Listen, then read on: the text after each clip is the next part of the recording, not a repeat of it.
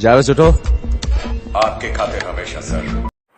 Tony Stark अपने invention और best creations की वजह से जाना जाता है और मार्वल सिनेमैटिक यूनिवर्स के अंदर वे यूनिवर्स के 10 स्मार्टेस्ट पर्सन्स के अंदर गिना जाता है। वो एक बिलियनर तो है ही और उसके साथ साथ वे एक इंटेलिजेंट पर्सन भी। आज उसके पास जो रेपुटेशन है वे उसी की वजह से है, उसकी इंटेलिजेंस की वजह से। और आज हम जानने वाले हैं कि टोनी स्टार्क के 10 सबसे ज़्यादा ताकतवर आर्मर्स के बारे में, इसीलिए वीडियो को लास्ट तक देखिएगा।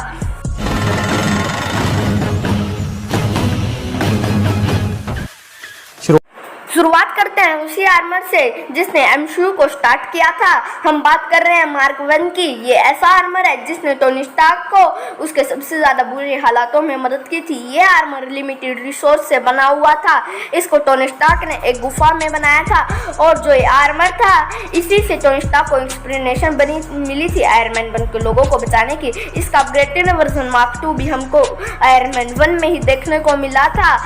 चाहे टोनी स्टार्क के कितने ही एडवांस आर्मर आ जाए, लेकिन ये आर्मर उसके टॉप 10 बेस्ट आर्मर्स में रहेगा।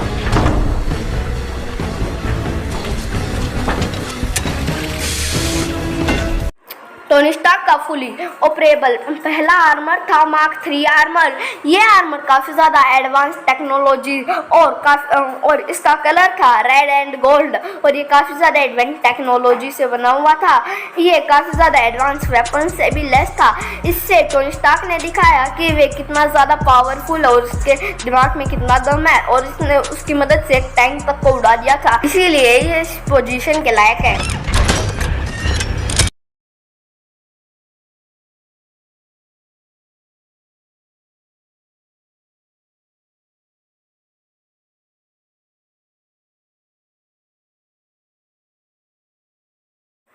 मार्क 5 आर्मर हमने पहली बार आयरन मैन 2 के अंदर देखा था, जिसके अंदर ये एक सूटकेस के अंदर श्रिंक हुआ था। ये टोनी स्टार्क का पहला ऐसा आर्मर था जो कि एक सूटकेस के अंदर श्रिंक हो सकता था और इसीलिए ये इस पोजीशन के लायक है।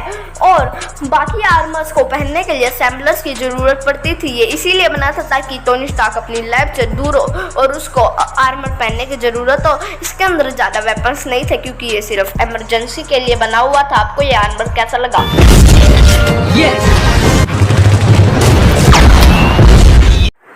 वार मशीन आर्मर एक्चुअल में मार्क 2 का ही अपग्रेडेड वर्जन है।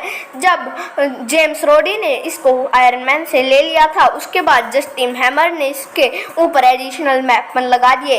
इसकी सबसे ज़्यादा पावरफुल वेपन है इसके ऊपर लगी हुई मशीन गन और उसके साथ साथ ये जो आर्मर है ये सिविल वॉर से एंड गेम तक काफ़ी यूजफुल शामिल हुआ और इसने रोडी को भी एक काफ़ी अच्छा मेंबर बना दिया।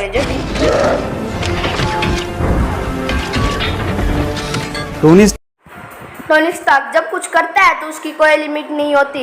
इस बात का प्रूफ है हमारा हल्क बस्टर आर्मर, जिसको हल्क को कंट्रोल करने के लिए बनाया गया था।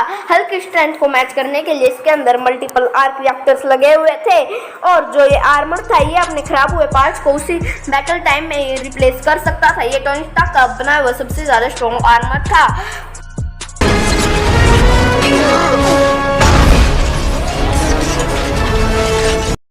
Mark 42 armour iron man trilogy का सबसे ज़्यादा एडवांस आर्मर था, जिसको टोनी स्टार्क कहीं भी रह के कहीं भी कंट्रोल कर सकता था।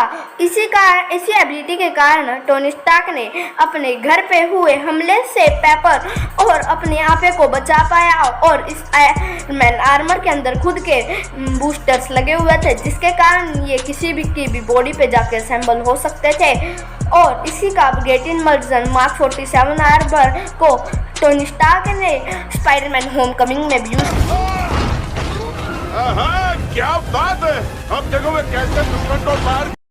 हल्क बस्टर टोनी स्टार्क का एक ग्रेट इन्वेंशन था जिसको अगर उसी के एज ऑफ अल्ट्रॉन के अंदर डिस्ट्रॉय कर दिया जाता तो ये बहुत ज़्यादा डिसअपॉइंटेड होता, लेकिन इसको इन्फिनिटी वॉर में यूज़ किया गया जब हल्क बस्टर ने उस टाइम रूस की मदद की जब हल्क एक्शन में नहीं था। इसने कल एक्सीडेंट को भी हरा दिया था जो कि ब्लैक ऑर्डर में सबसे ज़्यादा खतरनाक मेंबर था, इसीलिए ये पिछले वाले आर्मर से ज़्यादा खतरनाक था।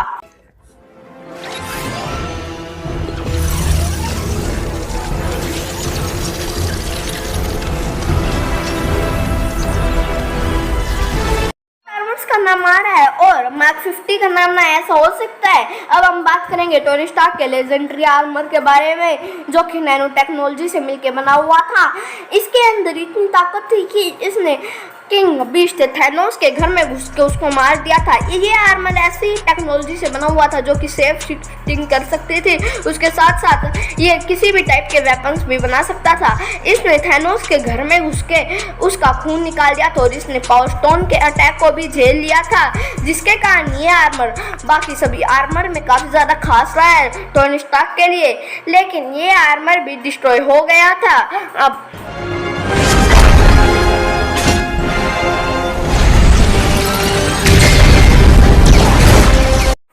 हम सब जानते हैं कि पेपर पोट्स टोनी स्टार्क की वाइफ है और वे फर्स्ट मूवी से ही टोनी स्टार्क के साथ है।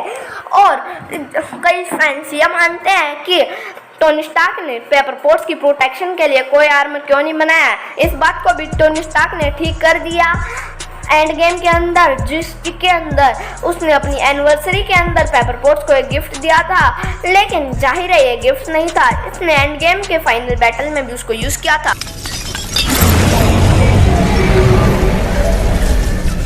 मार्क 85 आर्मर टोनी स्टार्क की जर्नी का सबसे ज़्यादा लास्ट आर्मर था।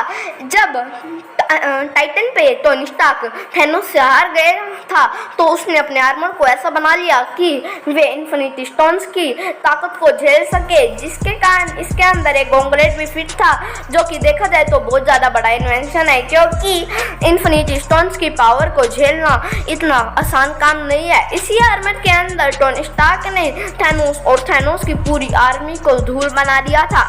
लेकिन अफसोस ये है कि इसी आर्मर के अंदर टोनी स्टार्क मारा गया। आपके लिए इन सब में से सबसे ज़्यादा बेस्ट आर्मर कौन है, कमेंट बॉक्स में कमेंट कीजिए और हमारी वीडियो को लाइक शेयर एंड सब्सक्राइब कीजिए। मिलते हैं आपसे एक नई वीडियो के साथ, तब तक के लिए bye bye, tata, see you. अपना ख्याल रखना।